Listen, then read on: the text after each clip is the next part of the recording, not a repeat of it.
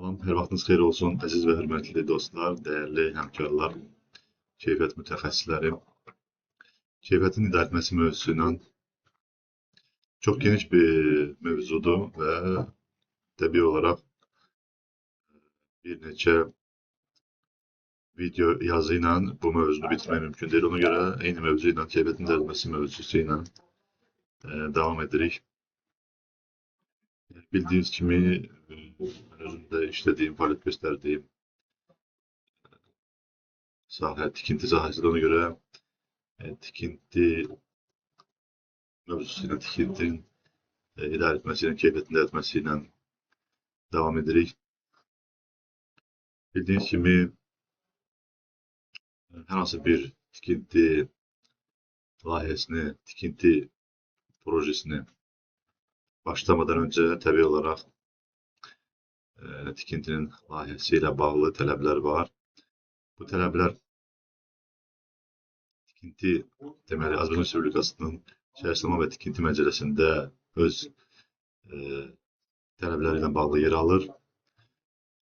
Deməli, özəlliklə diqqətinizi 48-ci maddəyə çəkmək istəyirəm. Tikinti layihəçisi ilə bağlı tələb var. Daha sonra 75-ci maddə çox önəmli bir maddedir. Ümumiyyətlə, məcəllənin bütün bəndləri önəmlidir, maddələr önəmlidir. Deməli, burada tikintiyə icazə verilməsinin ümumi qaydaları ilə bağlı məlumat yer alır və 83-cü maddə, yəni tikinti layihəsinin tərkibi ilə bağlı, yəni prosesual olaraq nələr icra olunmalıdır tikinti layihəsi ilə bağlı. Burada açıq-aşkar, mərhələli şəkildə bütün məlumatlar var. Bugünə bu qədər. Qısaca olaraq arxa fonda gördüyünüz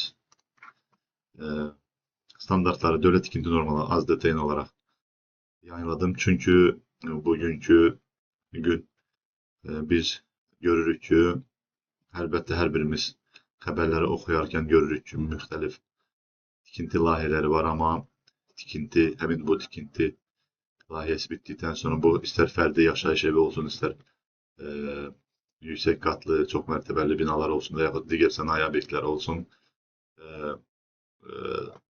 həmin bu əmlaklara, belə deyək, sənədlərin alınması ilə bağlı daha doğrusu problemləri yaşanır.